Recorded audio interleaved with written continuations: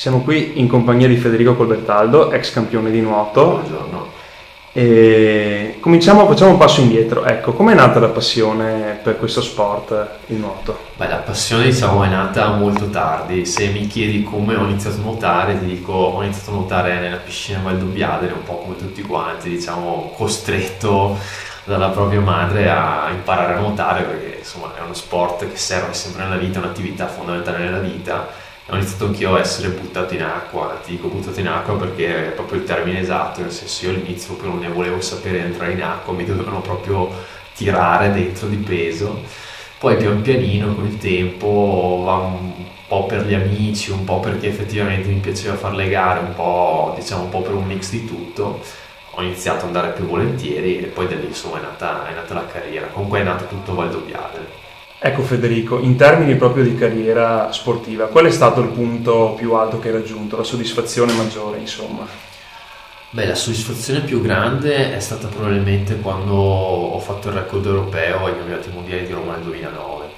Lì diciamo che è stata veramente un'esperienza incredibile perché eravamo in un setting incredibile, la piscina di Roma con 15.000 persone, tutte che tifavano per me, e riuscire anche a fare un risultato così importante è stata un'emozione davvero clamorosa.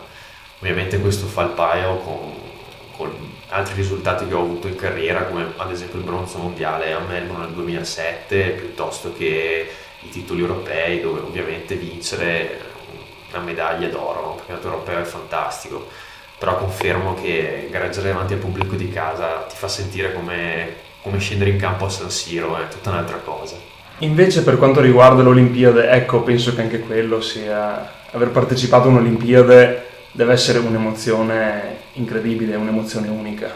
Sì, l'Olimpiade è una gara che è diversa dalle altre, non tanto per la competizione in sé, che alla fine è molto simile a tutte le altre gare, però quello che cambia è il contesto intorno, è un'esperienza che ogni atleta sogna di vivere nella propria vita, perché si entra in una logica di sport completamente diversa, sei in contatto con tutti gli sportivi di tutti i paesi che fanno, ad esempio mi ricorderò sempre quando ho incontrato il purtroppo defunto Kobe Bryant, piuttosto che Nadal, piuttosto che tutti i più grandi campioni di tutti gli sport, e vederli lì con te, che mangiano insieme a te al villaggio olimpico, vivere insieme ogni momento di quotidianità è un'esperienza che ti fa veramente sentire parte di un qualcosa di più grande che è lo sport, e lì capisci veramente che sono i momenti come quelli dove veramente regna una pace, una tranquillità assoluta tra tutti gli atleti, organizzatori, tecnici e pubblico. In quei momenti lì ti rendi conto cos'è davvero lo sport e cosa può fare per il mondo.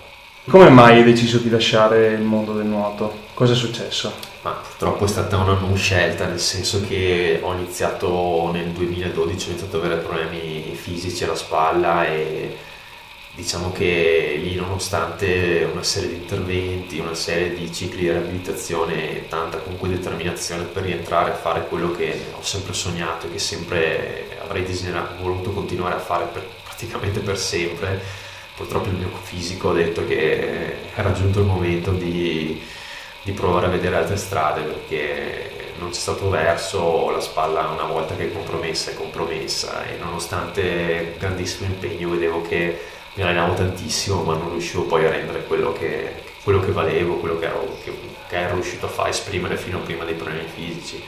Quindi purtroppo sono stato costretto pian pianino a allontanarmi da questo magico mondo. Ecco, veniamo al presente. Come adesso un po' ti mancherà il mondo del nuoto, pensi magari un giorno di poterti ributtare in questo mondo qui? La speranza c'è sempre, la voglia anche, è chiaro che anche adesso i progetti non mancano. Recentemente insieme a mio cugino Alessandro Tramet abbiamo fondato una startup che opera nel mondo del turismo e che si prefigge di digitalizzare l'offerta turistica in una zona come questa, che di recente è diventata patrimonio dell'UNESCO, ma non solo, insomma in generale noi ci rivolgiamo a tutto il Triveneto e vorremmo portare l'innovazione tecnologica che io da sempre, da buonscienza, ho sempre cercato di portare nel mondo del nuoto, vogliamo portarla anche nel mondo, nella nostra zona, nel nostro territorio, e sviluppare un settore che può dare grandi soddisfazioni a tutti e soprattutto alle persone che vivono e amano questo territorio.